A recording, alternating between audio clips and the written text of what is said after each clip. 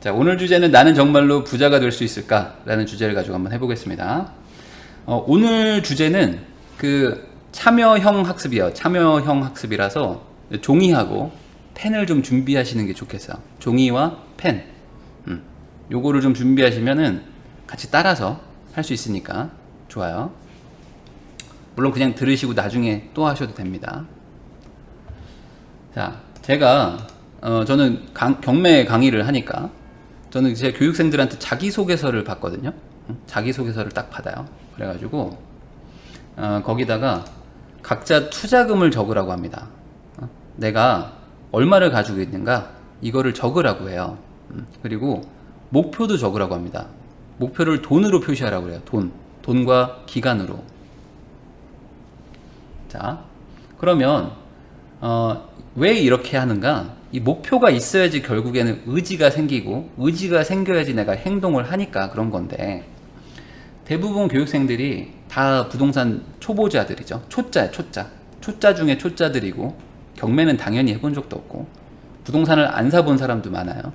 그러니까 당연히 경제, 금융 지식이 전무한 사람들이 많죠. 물론 제 방송을 보니까 저도 부자 되고 싶어요. 아, 맞아. 대출을 받아야 돼. 전세 살면 안 돼. 이 정도의 마인드만 있지, 금융적으로 어떤 경험이 되게 약하신 분들이 많단 말이죠.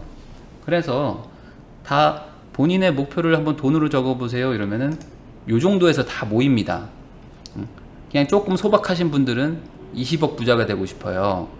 그리고 내가 조금 약간 좀 마인드가 조금 세다. 나 한번 독하게 해볼게. 이런 분들은 50억을 적고요.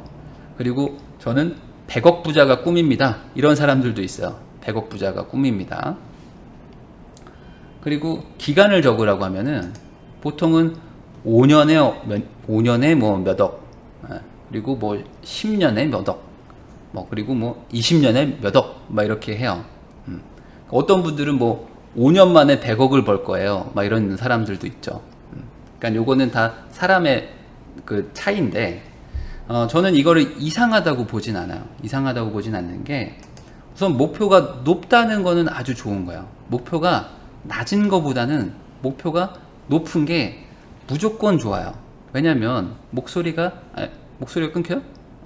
왜냐면 목표가 낮다는 거는 그만큼 의지도 낮아가지고 행동력이 떨어지거든요.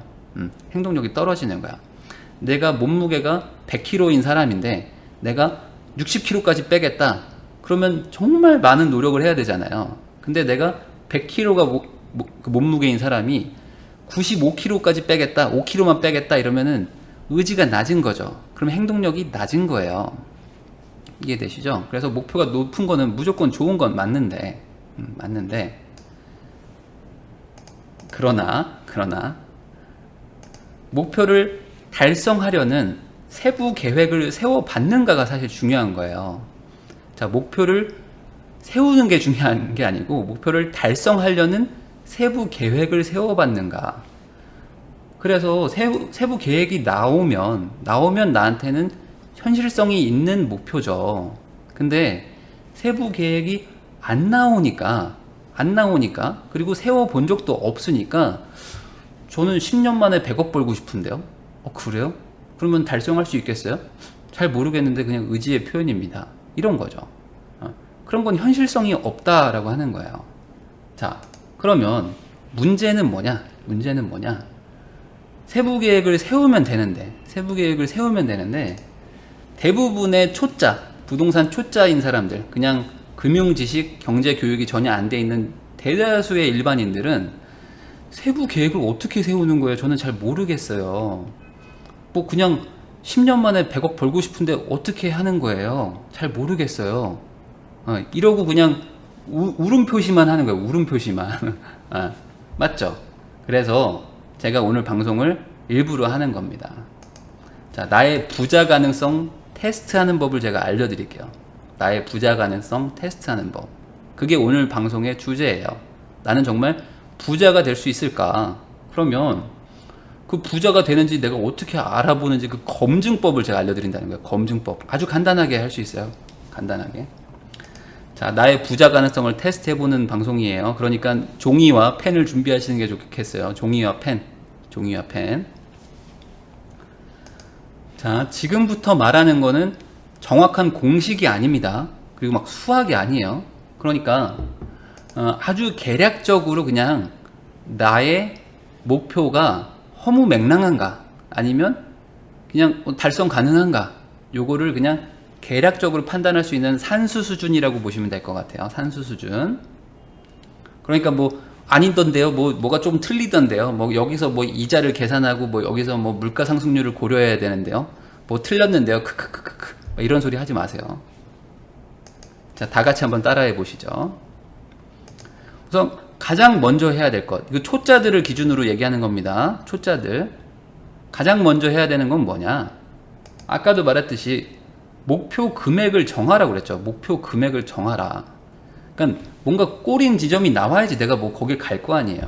근데 꼬린 지점이 없어요. 그냥 막 뭐 사방이 깜깜해. 근데 뭘 하겠어요. 그러니까 목표 금액을 정해야 되는데, 목표를 어떤 금액으로 정하는 게 아니고 이 현금 흐름으로 정해야지 사실 정확한 거예요. 현금 흐름으로 정해야 정확하다, 목표라는 거는. 근데 이게 너무 사람들한테 어려워요. 무슨 소리냐? 자, 저는 50억 부자가 되고 싶습니다. 이런 사람들이 많아요. 저는 100억 부자가 되고 싶은데요. 이런 사람들이 많은데, 요거는 틀린 목표다. 틀린 목표예요. 정확한 목표는, 저는요, 매월 얼마를 벌고 싶어요. 매월 얼마를 버는 부자가 되고 싶습니다. 이게 사실 중요한 거예요. 왜냐면 결국에 내가 부자가 되고 싶다는 게 뭐죠? 돈을 쓰고 살고 싶으신 거죠? 돈 쓰고 살고 싶은 거잖아요. 내가 오늘 맛있는 것도 먹고 싶고, 뭐 차도 하나 바꾸고 싶고, 뭐 집도 좋은 데 가서 살고 싶고, 우리 애 뭐 영어 유치원도 보내고 싶고, 뭐 이런 거죠? 결국에는 다 돈을 써야 돼요. 그러니까 내가 한 달에 얼마 버는가가 중요한 거예요. 내가 50억 부자면 뭐예요? 다 땅에 들어가 있어가지고 뭐 팔리지가 않는데. 맞죠? 저는 10억 부자밖에 안 되지만 매달 1,500씩 버는데요? 그러면 그게 더 부자인 거예요. 아시겠죠? 그렇지만 근데 초보자들, 초짜들은 저 그럼 월 얼마 벌어야지 되는 거죠? 잘 모르겠는데요. 월 얼마 벌어야 돼요? 1,000만 원 벌면 부자인가요? 2,000만 원 벌면 부자인가요? 그러면 1,700은 벌면 안 되나요? 뭐 감도 안 오는 거죠. 그래서 어쩔 수 없이 월 수입이 아닌 재산액을 가지고 한번 계략적으로 계산을 한번 해보겠습니다. 계략적으로. 자, 얼마 벌어야 되죠? 라는 거에 대한 기준도 없는 사람들이 너무 많아요. 얼마 벌어야 되죠? 저요? 그냥 많이 벌고 싶은데요. 50억 벌고 싶은데요. 50억이 왜 필요하세요? 그러게요. 50억이 왜 필요하지? 그냥 있으면 좋잖아요. 이런 사람들이 너무 많아서 가장 초짜들이 좋아하는 세 가지를 정했어요. 집, 차, 그리고 우리 아들, 우리 딸 결혼할 때 얼마라도 좀 빼줘야죠. 요렇게 요 세 가지만 가지고 한번 계산해 볼게요. 이거 지금 방송 듣는 분들도 요 세 가지만 고민해 보시면 되는 거예요. 자, 나는 어떤 집에 살고 싶은가? 어떤 집? 저요? 어떤 집을 살고 싶은지 잘 모르겠는데요. 이러면 답이 없고요. 저요? 저기 제가 가고 싶은 그 집이요. 그런 거 하나씩은 있을 거예요. 그런 거 하나씩은 있으시죠? 그리고 저는 어떤 차를 타고 싶은 거죠? 저 벤츠 아니면 BMW 불타는 거, 뭐 이런 거. 차는 하나 고르실 수 있죠? 그 다음에 결혼자금. 우리 아들이 지금 셋인데, 아들 셋한테 결혼자금으로 얼마를 줘야 되나? 뭐 이런 거. 자, 요런 거 어렵지 않죠? 제일 쉽게 지금 초짜들한테 얘기하는 거예요. 자, 우선, 저는 이런 집에 살고 싶어요. 자, 저는 한강이 보이는 반포동 아파트 살고 싶어요. 이런 사람들도 있죠. 저 한강이 보이는 반포동 아파트요. 여기서부터는 본인의 기준에 따라서 맞추시면 돼요. 제 얘기를 듣지 마시고. 제 거는 기준이 될 수가 없습니다. 그냥 본인의 스스로의 기준을 하나씩 정하시면 돼요. 방송 듣는 분들. 저는 그냥 예를 들어서 한강이 보이는 반포동 아파트에 살고 싶어요. 이런 분이 있다면 요런 데죠. 저번에 한번 했던 아주 멋있는 집이죠. 앞에는 바로 한강 고수부지가 있고, 여기서 이제 여기서 야시장도 막 합니다. 그래서 여기 푸드 트럭들이 막 모여가지고 막 떡볶이도 팔고 막 아주 그냥 좋더라고요. 분위기 좋아요. 반포 그 대교에서 막 분수쇼도 하고. 여기라고 그냥 가정하고, 아크로 리버파크라는 데요. 저번에 한번 방송에서 했었죠. 1600세대 있고, 근데 여기 분양 34평짜리, 전용 25평짜리가 매매 시세가 28억이에요. 28억이다. 자, 그럼 나는 이런 집에 살고 싶어요. 할 수도 있잖아요. 목표가 이런 집에 살고 싶어요 라고 할 수도 있다 이거죠. 그게 나쁜 게 아니라니까. 목표는 높게 잡아도 돼요. 근데 그게 허무맹랑한지 아닌지 테스트 해보자는 거예요. 자, 그럼 내가 이제 28억을 딱 잡아 놓습니다. 저요? 한강을 보이는 반포동 아파트에 살고 싶은데요. 그럼 28억 딱 잡으면 되죠. 목표는 28억이에요. 그 다음에 저는 이런 차를 타고 싶어요. 이런 차를 타고 싶어요. 남자는 벤츠 S클래스 아닙니까? 남자는 벤츠 S클래스죠. 이런 사람들 많이 있죠. 근데 어떤 사람들은 저는 그냥 그랜저 타도 되는데요. 저는 그냥 뭐 소나타 타도 되는데요. 그러면 그 차 가격을 정하시면 돼요. 그냥 그 차 가격을 지금 계산을 하시면 되는 거예요. 저는 페라리 타고 싶은데요. 그럼 한 5억 정도 잡으시면 되는 거고. 아시겠죠? 자, 저는 기준을 그냥 벤츠 S클래스로 잡겠습니다. 이렇게 생겼어요. 차도 멋있게 생겼죠? 차도 엄청 커요.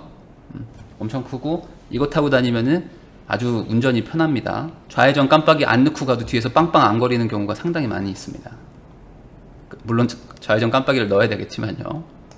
자, S클래스 중에 제일 싼 거가 S350 디젤이라는 거예요. 근데 얘가 차값만 1억 4천 정도예요. 1억 4천 정도. 거기에 뭐 취득세니 보험료니 뭐 기타 잡비 넣으면 한 1억 6천 들어갑니다. 1억 6천 정도 들어가요. 본인이 원하는 차 가격을 넣으시면 돼요. 지금 그냥 이거 따라 하시지 마시고. 근데 요런 얘기가 나오지 않겠습니까? 아니 반포동에서 살면서 아파트도 하나 있는데 차가 그래도 한 대일 순 없잖아요. 차가 두 대는 돼야죠. 두 대는 돼야죠. 아내도 하나 사줘야죠 라는 분이 있을 거 아닙니까? 그러면 그냥 대충 그냥 2억 잡을게요. 그냥 대충 2억. 자, 그럼 아내는 뭐 그랜저 타란 얘기입니까? 아니 그럼 본인이 조금 낮추시든가 해가지고 하여간 대충 2억 잡을게요. 어렵지 않죠? 그 다음에 마지막으로 자식한테 한 이 정도는 해줘야 되지 않을까요? 자식한테 그래도 전셋집으로 한 얼마는 해줘야 될 것 같은데 막 이런 거 있잖아요. 자, 내가 반포에 사는데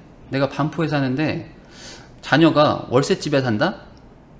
진짜로 내가 부자가 됐어요. 진짜 부자가 되면은 정말 애한테 전셋집 안 해주실 거예요? 해주겠죠? 해줍니다. 대부분의 부자인 부모들은 내가 한 30년간 진짜 애지중지 키운 우리 자식한테 집이라도 하나 해주고 싶은 게 인지상정이거든요. 인지상정. 그러니까 전셋집을 하나 해주려고 하겠죠. 그러면 얼마를 해주는가? 뭐 그냥 제가 그냥 가정한 거예요.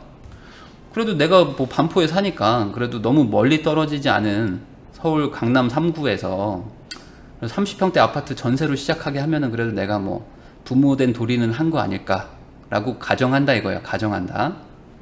본인이 저는 애가 셋인데요. 그러면 애들한테 3명이니까 돈을 더 잡아야 되겠죠. 저는 한 푼도 안 해줄 건데요.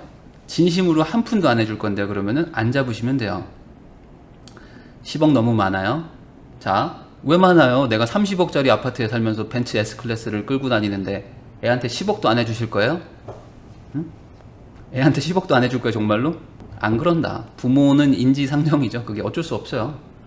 자, 그럼 이걸 다 합쳐보시면 돼요. 자, 어렵지 않죠? 내가 살고 싶은 집, 저는 광교에 한 30평짜리 살고 싶습니다. 그럼 한 9억 잡으시면 되고요. 저는 판교 가서 한 30평대 살고 싶은데요. 그러면은 한 12억, 13억 잡으시면 되고요. 저는 잠실 가서 한 30평대 살고 싶은데요. 그럼 한 15억 잡으시면 되고요. 저는 강남구 들어가서 좀 살고 싶은데요. 그럼 한 20억 잡으시면 되고요. 저는 반포동 가고 싶은데 그럼 한 30억 잡으시면 되는 거예요. 어렵지 않죠? 차도 저 소나타 타고 싶은데요. 그럼 한 2,500 잡으시면 되고요. 그랜저 한 3,500. 뭐 제네시스, 뭐 G80, 뭐 이런 거 금액 다 나오죠? 에쿠스 얼마? 합이 75억 나왔어요. 합이 75억. 네. 자, 제가 한 거는 40억이에요. 40억. 제가 지금 한 거는 40억입니다. 근데 여기에서 물가 상승률은 제외했어요. 왜냐면 내가 뭐 10년, 20년 뒤에는 이게 40억이 아니라 60억, 70억이 돼 있을 거 아닙니까? 그렇지만 그런 거 다 뺍니다. 다 빼요. 왜냐면은 이건 수학 공식이 아니라 산수니까. 자, 얼마 정도 나오셨어요? 얼마 정도? 지금 뭐 75억이 최고고요. 37억 나왔고 4억 있어요. 4억. 4억도 괜찮고 50억도 나오고 6억도 나오네요. 자녀 둘 25억. 3억 나와요. 40억 나오고. 목표는 다 사람마다 다른 거예요. 목표는 다 달라요. 그렇지만 이렇게 하면 가장 쉽게 계산할 수 있다. 자, 현재 내 재산은 얼마인가 이제 계산해 볼게요. 이제 우울해집니다. 지금 이제 기분 좋은 거 끝났어요. 현재 내 재산은 얼마인가 한번 계산해 볼게요. 현재 내 재산은 얼마인가. 제가 재산이 얼마 있죠? 잘 모르겠는데요. 이렇게 계산하면 돼요. 우선 내가 전세 살고 있죠? 그럼 전세 자금 대출 빼고, 전세 자금 다 빼고요. 순수 현금성 자산. 그리고 만약에 집을 가지고 있다면 집에서 대출 다 빼고요. 대출 빼고 순수 팔면 남는 현금. 그리고 저는 주식을 좀 가지고 있습니다. 주식에 한 500만원 들어있고요. 펀드도 한 300만원 정도 가지고 있고, 보험도 아마 해지하면 뭐 한 1000만원 나올 것 같고, 현금은 한 300 있는데요. 요걸 다 더해보세요. 다 더해보세요. 요거를. 어렵지 않을 거예요. 왜냐면 내가 가진 게 별로 없으니까. 집이 대부분이죠. 집이 대부분이니까 아마 별로 없겠죠. 자, 그냥 간단하게 그냥 가정했어요. 그냥 가정했습니다. 3억 원이다. 내가 그냥 3억을 가지고 있다고 가정을 할게요. 가정할게요. 그럼 이게 끝인가? 아닙니다. 아닙니다. 이거 꼭 계산해 봐야 되나요? 여기 이걸 따라오셔야 돼요. 이걸 따라와야 됩니다.